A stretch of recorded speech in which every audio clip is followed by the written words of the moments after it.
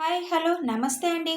నేను మీ లక్ష్మీ చౌదరిని. వెల్కమ్ టు మిస్టీ మధురంలో Telugu audio stories. Hrudayadatri part 55తో మీ ముందుకు వచ్చేసాను.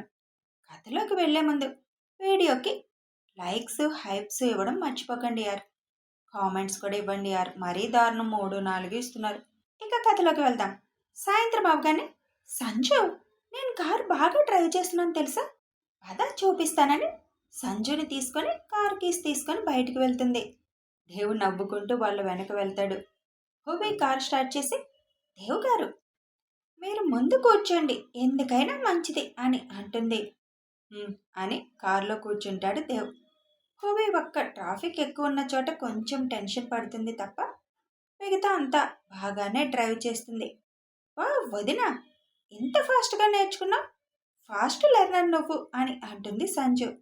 10 నిమిషాలు తిప్పి తీసుకొచ్చి ఆఫీస్ సెల్లార్లో కారు ఆపుతుంది భువి. సంజు దిగి, ఓకే వదిన బాయ్ అంటుంది. సంజు, ఒకసారి సంజయ్ గురించి ఆలోచించు అని చెబుతాడు దేవ్. అలాగే అన్నయ్య అని అంటూ ఆలోచిస్తూనే కారు స్టార్ట్ చేస్తుంది. డ్రైవ్ చేసేటప్పుడు ఆలోచనొద్దు, ఇంటికి వెళ్ళాక ఒకసారి కూర్చొని ఆలోచించు అని చెబుతాడు దేవ్. "హ్మ్" అని అక్కడి నుంచి వెళ్ళిపోతుంది. భువి కారు దిగి, మీరు డ్రైవ్ చేయండి దేవ్ గారు అంటుంది. చేస్తున్నావు కదా, చెయ్యి. ఆహా, మన ఇంటికి వెళ్ళే రూట్లో చాలా ట్రాఫిక్ ఉంటుంది, నేను చేయలేను అని అంటుంది.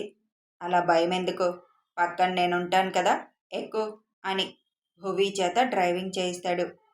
భువి డ్రైవ్ చేస్తుంటే డ్రైవింగ్ మెలకువలన్నీ చెబుతూ కొంచెం స్లోగా వెళ్ళినా కరెక్ట్గా డ్రైవ్ చేస్తుందని దేవ్ మురిసిపోతాడు. ఇంటికి చేరగానే ఇంటి పోర్టికోలో కారు ఆపుతుంది. దేవ్ గారు, నాకు పూర్తిగా వచ్చేసింది అని ఆనందంతో చెబుతుంది. మేడం, పర్ఫెక్ట్గా నేర్చుకున్నావు. మరి నా గురు దక్షిణ ఏమిస్తున్నావు అని కళ్ళెగరేస్తాడు. ఈ నెల నా శాలరీ వచ్చాక ఏదన్నా కొని పెడతానులేండి. ఏంటి నువ్వు కొనేది, నాకు ఇప్పుడే కావాలి గురు దక్షిణ అని అంటాడు దేవ్.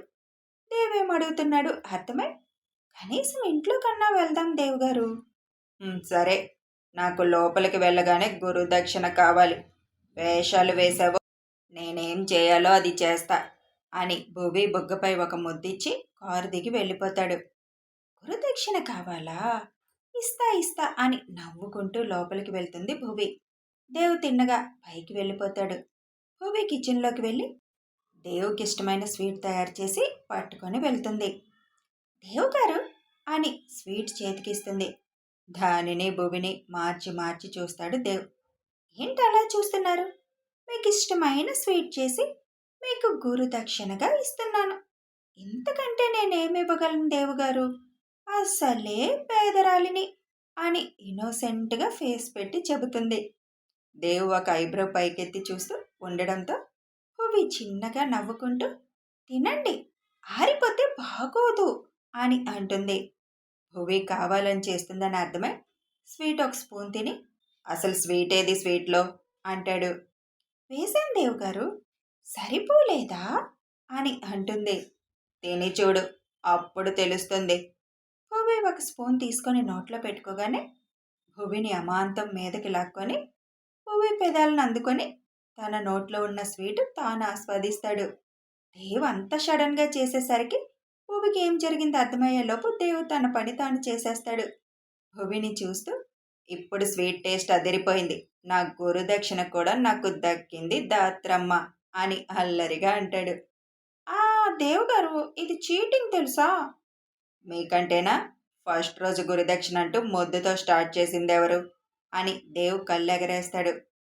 భువి సిగ్గుగా తల వంచుకొని వెళ్ళిపోతుంటే చెయ్యి పట్టిలాగి భువి చుట్టూ చేయి వేసి, నా గురు దక్షిణ ఇచ్చేసేయ్ అని హస్కీ వాయిస్తో అడుగుతాడు.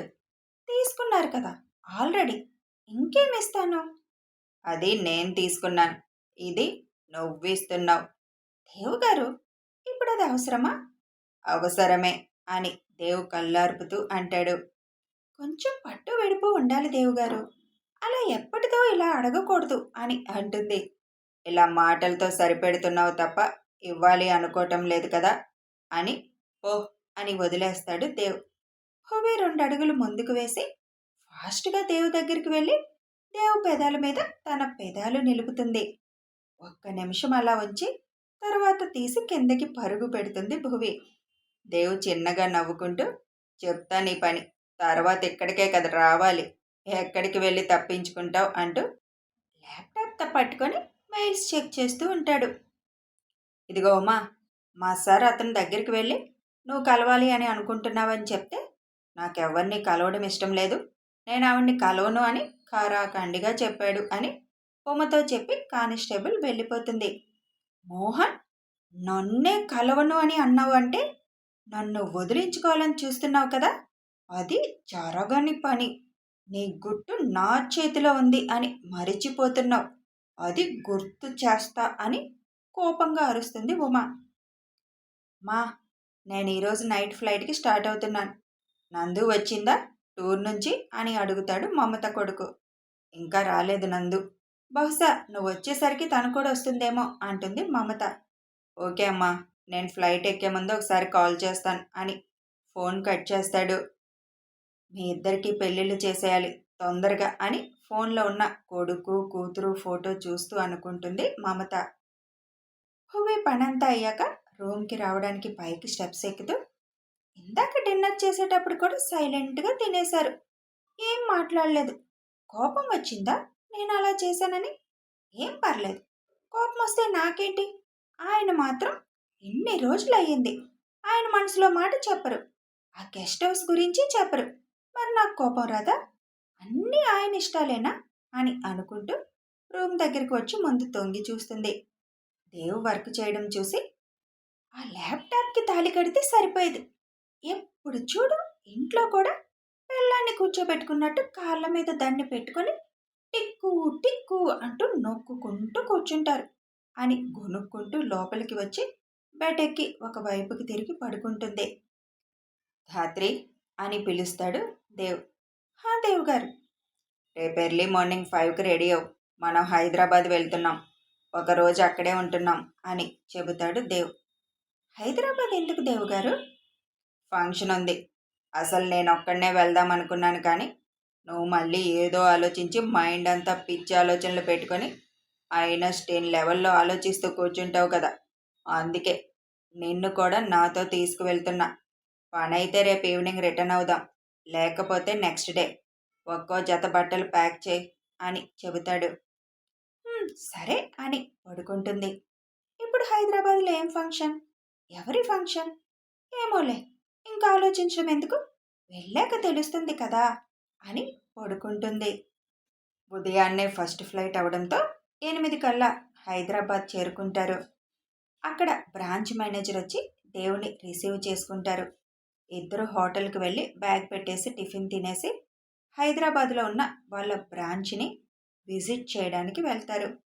దేవ్ లోపలికి రాగానే అందరూ బొకే ఇచ్చి విష్ చేస్తుంటే దేవ్ మాత్రం అవేం తీసుకోకుండా నో ఫార్మాలిటీస్ అని చెప్పి ముందుకు వెళ్ళిపోతాడు. అమ్మాయిలు కొంతమంది, అబ్బా ఏమున్నారే సార్ అని అనుకుంటుంటే భూమి చెవిన పడి నవ్వుకుంటూ ఉంటుంది. అందులో ఒక పోష్గా ఉన్న అమ్మాయి భూమి చీర కట్టుకుని ఉండడం చూసి, ఇదేదో పల్లెటూరి బాపతులా ఉంది, పైగా అమాయకురాల్లా ఉంది, కాసేపు ఆడుకుందాం అనుకొని, ఓయ్ ఎందుకు నవ్వుతున్నా, అయినా నువ్వు బాస్ వెనక నడవకుండా ఏదో ఓనర్లాగా మొత్తం చూస్తూ నడుస్తున్నావు, ఎవరు నువ్వు, బాస్తో ఎందుకు వచ్చావు అని అడుగుతుంది. దేవుకి పెళ్ళైనట్టు ఇక్కడ ఎవరికీ తెలీదు, నేను సార్ పియ్యానండి అని చెబుతుంది భూవి. అసలు వీళ్ళేం చేస్తారో చూద్దాం అని అనుకుంటుంది. ఏంటి, నువ్వు పియ్యేనా, పియ్యే అంటే ఇలాంటి డ్రెస్సులు వేసుకుంటారా అని వెటకారంగా అంటుంది.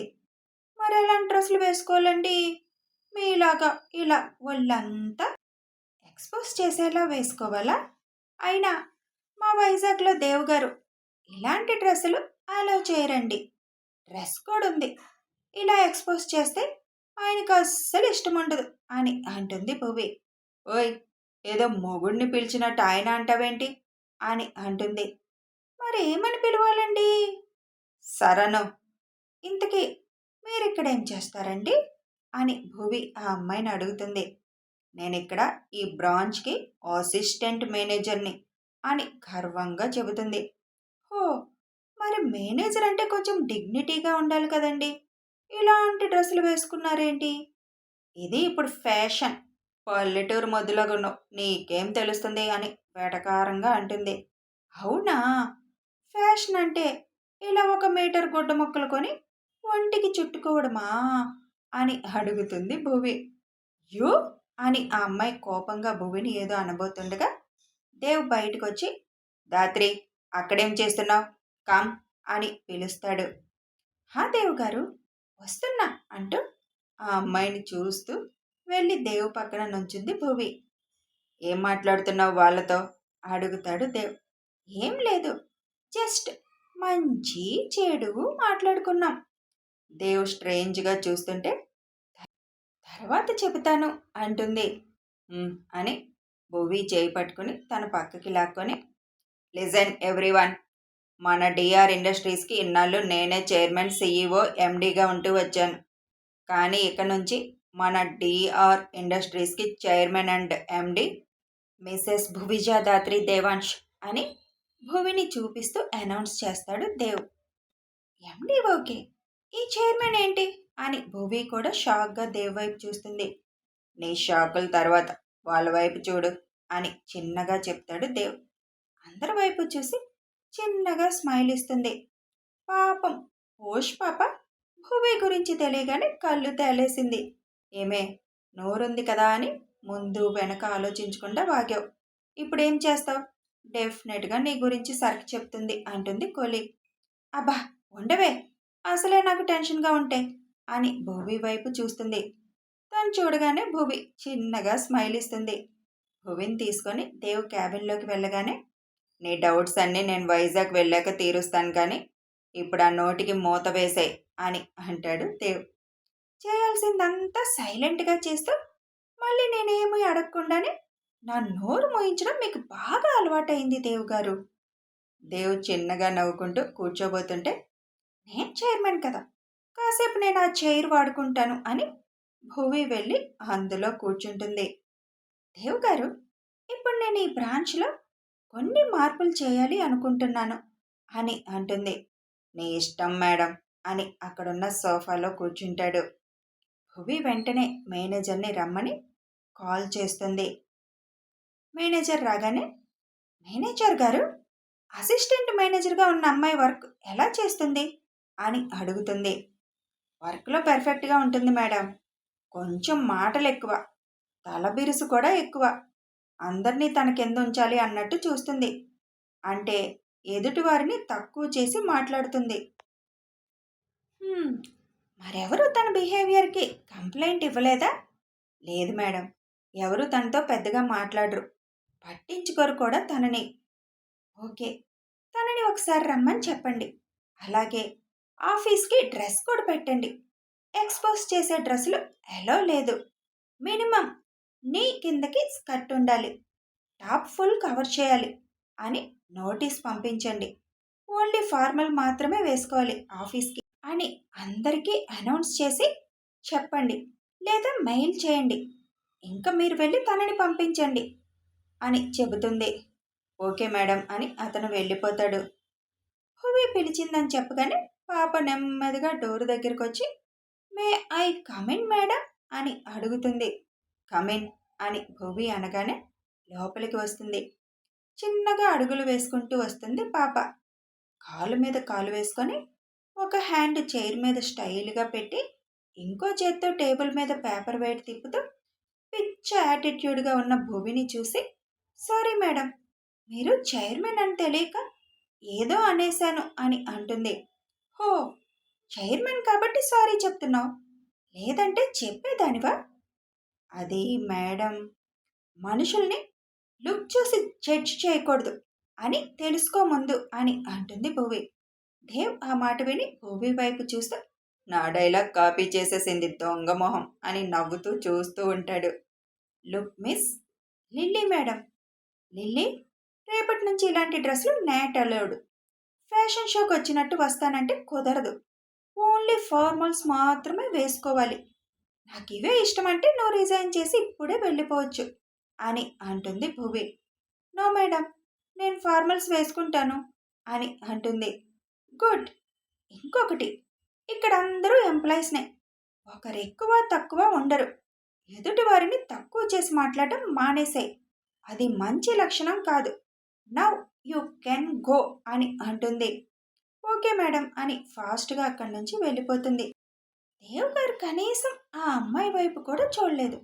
ఇలాంటి ఆయన లేబోయ్ అంటే నేను ఎలా నమ్ముతాను అని అనుకుంటూ దేవుని చూస్తూ ఆలోచిస్తూ ఉంటుంది భువి. హలో మేడం, అయిపోయిందా? ఇంకా ఏమైనా ఉందా? అయిపోయింది దేవ్ గారు. సరే పద అని భువిని తీసుకొని హోటల్కి వెళ్తాడు. అక్కడికి ఒకరొచ్చి ఒక కవర్ ఇచ్చి వెళ్తారు. అందులో ఈవినింగ్ పార్టీకి వేసుకోవడానికి డ్రెస్సెస్ ఉంటాయి. భువి ఆశ్చర్యంగా చూస్తూ, ఇవేలా తప్పించారు దేవ్ గారు అని బ్లాక్ శారీ చూసి ఎంత బాగుందో అంటుంది. సంజయ్కి చెప్పాను, ఫంక్షన్ ఏంటో ఎలాంటి టైప్ కావాలి చెప్పాను. ఫొటోస్ పెట్టాడు.